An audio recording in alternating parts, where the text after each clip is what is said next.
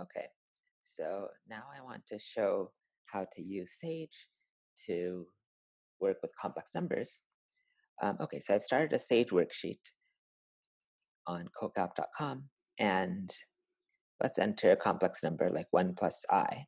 So I've set z equal to 1 plus I, and then I ask, what is z? I hit run or shift enter. I've already done that. And then I get the output. It seems to write as I plus 1. Okay, fine. And then I want to know what the norm of this complex number is. And so I try z.norm, and I get a surprising result. I get 2. The answer I was expecting was the square root of 2. And this is because Sage uses the norm from number theory, not the norm from complex analysis.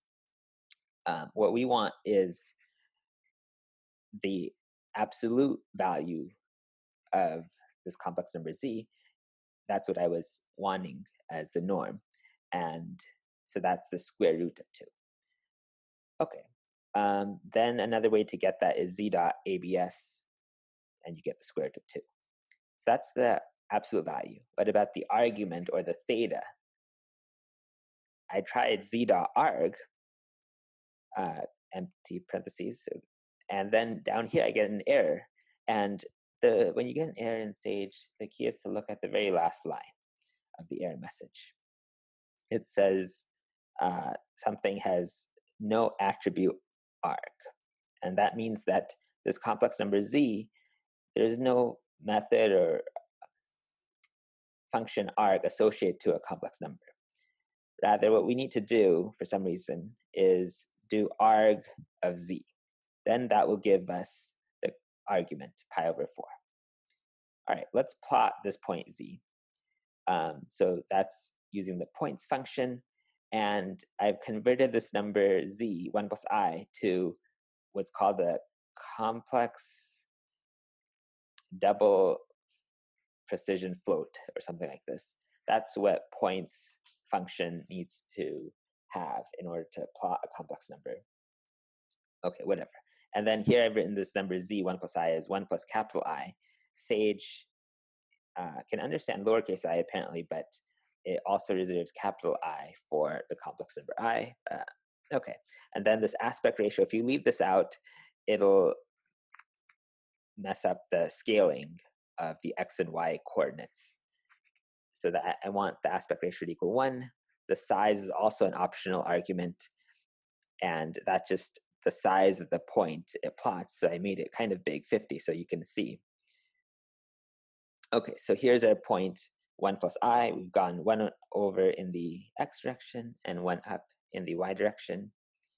Okay, let's do some more calculations. So z squared, that's, it returns 2i. Okay, fine. Then the absolute value of z squared is 2. The argument of z squared is 1/2 pi. And what we've seen is that indeed what I wanted to illustrate was that the argument, here's the absolute value. The absolute value of a complex number, when you square the complex number, the absolute value is squared. So square root of 2, absolute value of z squared is 2. And then the argument, which was initially pi over 4, when you square the complex number, the argument is not squared, but is doubled. The arguments of 2, when you multiply 2 complex number, the absolute values multiply, the arguments add. So pi over 4 plus pi over 4 is pi over 2. Okay, now let's just recall some Python convention. So range 10 is the list of numbers 0 through 9. Range 2 to 6 is the numbers starting at 2, stopping 1 less than the stop point. So 2 to 5. Okay, now I want to make a list of all the powers of that complex number z, 1 plus I, in range 10. So again, the powers of z from 0 to 9. And so here's the notation for that. The square brackets introduce a list or form a list. And so then z to the 0 is 1. So that's why there's a 1. Z to the first power is 1 plus I, or for some reason Sage is writing the imaginary parts first. So, okay, I plus 1, z squared, we've seen earlier, is 2i, so that's what's next, and so on. So these are the powers of 1 plus I, all the way up to this last one is z to the 9th. And let's plot them just for fun, just see a fun plot. Okay, so to do that, okay, we will start off with an empty plot. So my plot is the name of this plot that I'm creating. And then I call this plot function and pass it an empty list. So this first line is just making an empty plot. Okay, and then I'm going to cycle through these powers of z. So start a for loop for j equals, for j in range of 10. And what's important is you don't forget the colon here. That's again straight from Python. And then you also need to indent. That's again another fact from Python. Okay, so then to my plot, which right now is empty, I'm going to add some points to it. So the point I'm going to add is z to the j, and I want to force it to be a complex double float, or complex double precision float. That's just basically the same thing. It's just a complex number, but in a way that points function can understand. Again, I want to make the dot pretty big, like 50, and then the aspect ratio equals 1. Okay, so I've added with this line here saying I'm adding this point to whatever my plot is. When I began, my plot was empty, but as I go through this for loop, I'm adding more and more points to it. And then once I'm done with this for loop, I then want to show my plot. This, again, is not indented because it's not part of the for loop. This my plot down here, this very last line. Okay, and then when I look at this, I see kind of a nice spiral. So I start with z to the 0, which is 1. Then z, let me zoom in here. Z is this point out here, 1 comma 1. Then z squared we saw was 2i. And then z cubed, z4, z5, z6, z7, and so on. And so it's a cute spiral. You can kind of see, again, this idea that as you take powers, or in general multiply, the arguments add and the absolute values multiply. So we're going, the argument or the angle is increasing by pi over 4 each time. And the magnitude or the absolute value is getting multiplied by the square root of 2 each time. So that's why the numbers are getting further and further away from the origin, or the points are getting further and further away from the origin. Okay, let's make a line joining these points.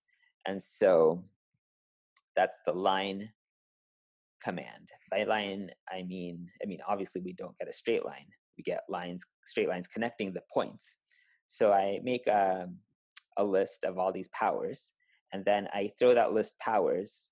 Let me throw all these powers into a list called powers. Here's this list. It starts with 1. That's z to the 0th. Then z to the first power is 1 plus I, and so on. And then when I throw this powers list into the line command, or the line function, it connects a line between the points of this list. So this line from 1 to 1 plus I is down here, this first line. Then we want a line from 1 plus I to 2i. That's this line connecting this point in the list to that point. And okay, so on. And then the aspect ratio is just 1, so that the x and y axes have the same spacing, essentially. Okay, let's move on to a new question. We've seen this in lecture. Solve this equation, z to the 5th is equal to 1. So this z here is now different from the z 1 plus I that we were talking about earlier. I probably should name it something else, but it turns out that it'll work if I continue using this variable z. Okay, so what we need to do is tell Python or Sage that we're talking about a variable now, z. So this is the notation for telling Sage that we're introducing a variable, z. Okay, and then here's the command, solve z to the 5th equals 1. And so first of all, what you need to remember is to use equals equals. That's the comparison operator in Python or Sage. Whereas if you just do equals, that's the assignment operator, and Sage will give you some error. And then you need to tell Sage what the variable is. I mean, it should be obvious that the only variable is z, but for some reason you need to tell or specify that we're solving for z. And now, because I've run this ahead of time, it gives this fairly pretty output. But if I, let me run this again. What we'll normally give is this. If you do this the first time, it'll give some fairly unreadable thing. And so then what you need to do is turn the typeset mode to true. So you could either, here's one way to toggle the typeset mode to true. So that just, what does that do? It makes the printing or output a little bit prettier or easier to read.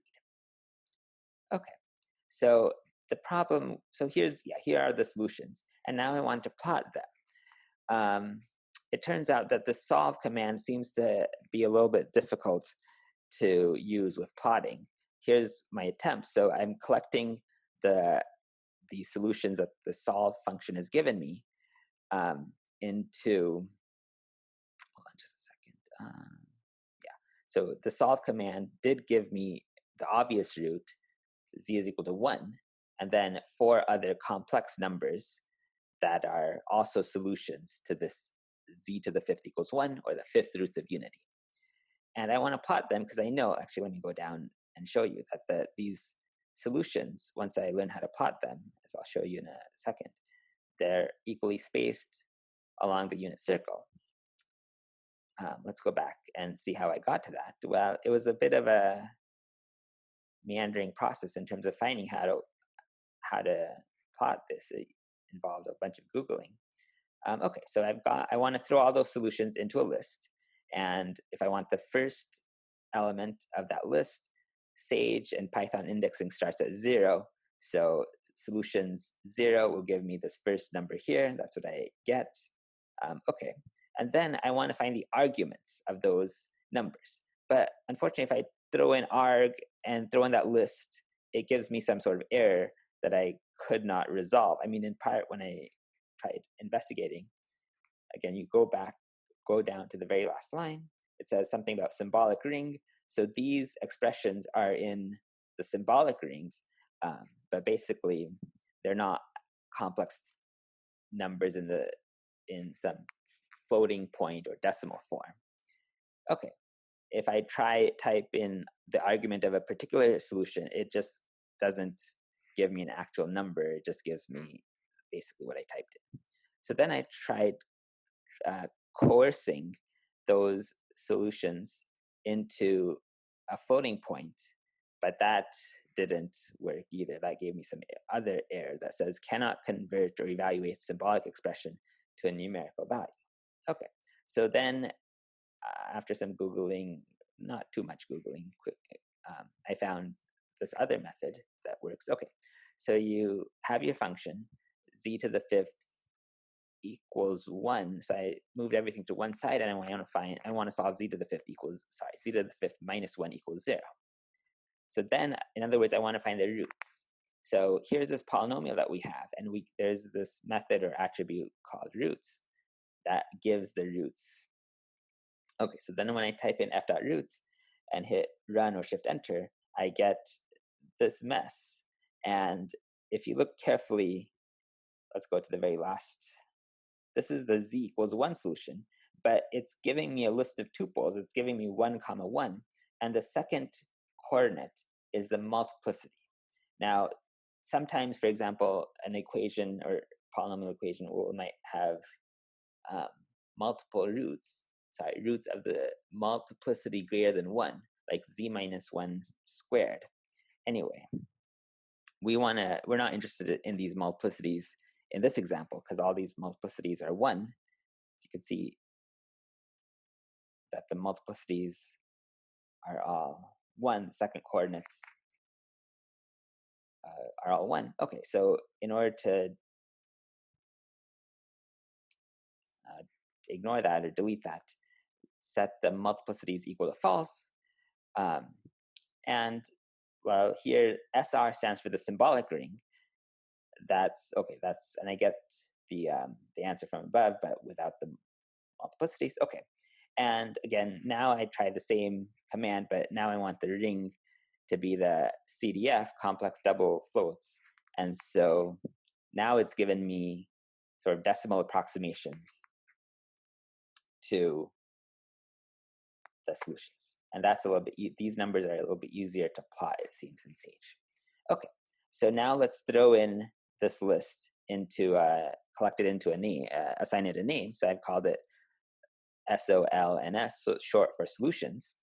And okay, here I asked then what is exactly this list solutions, and you can see it's the same list I had above. Okay, then once again I try to compute the argument of the solutions, but that gives me some error again, saying it's a symbolic ring, and I couldn't fix this. Okay, but if I try solutions of a try to find the argument of a specific entry of the solutions, then that works. Solution 0, that's the solution z equals 1, and that argument indeed is 0. The argument of the complex number 1 is 0. Okay, so then I can plot the solutions as points. The points function does accept this list of solutions, and here I finally got kind of what I was hoping to get. The solutions to the fifth roots of unity, or sorry, to the equation z to the fifth equals 1, which is the fifth roots of unity, and they're very nicely spaced. They form a pentagon, a regular pentagon. Okay, then I can add in a circle with this command. So plus means add to the plot a circle centered at the origin with radius 1, and I want to just change the color to red. Okay, so that's that. And then now if I try to connect these points with lines, well, when I type in line into solutions, it goes by the order in which the solutions appear in this list. And so we start at 1, but then the second solution in this list is this root here. And then it goes to this root, and then this root, and then that root. So not as ideal as what I'd hoped for. But okay, whatever. Let's still try to find the arguments. And let's just start a for loop. So for j is in the range 5. Again, this range 5 is 0, 1, 2, 3, all the way up to 4. Okay, and then, so here are the arguments. Now, these are given in terms of radians. That's a little bit hard for me to think about. So I want to convert them to degrees. Pi radians is 180 degrees, so we multiply by 180 over pi to convert the arguments that were given in radians, to convert that to degrees. Then, well, that gave this as a result, but I want to, I want decimal approximations, and so here I do this, and so, okay, fine, I get 72 and minus 144, and then due to some rounding errors, it doesn't quite give me the exact answers of 144. Okay, then here let me just leave you with somewhat of a little bit of a mystery as to what's happening here.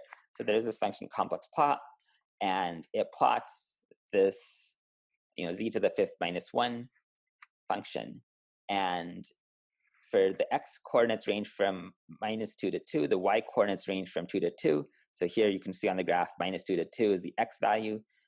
The y value is minus 2 to 2 as well. Again, z is equal to x plus iy. Okay, and then we just set the aspect ratio equal to 1. And then what's being plotted is the value of z to the fifth minus 1 for various values of z. But this value, the output here is going to be a complex number. And so how do you express a complex number which has a real and imaginary part as a single number, if you will? Well, you can't as a single real number, but you can use color to indicate that. And so the color black is the roots of this polynomial, and then I'll leave you to look at the complex plot help function to see exactly how this color represents complex number.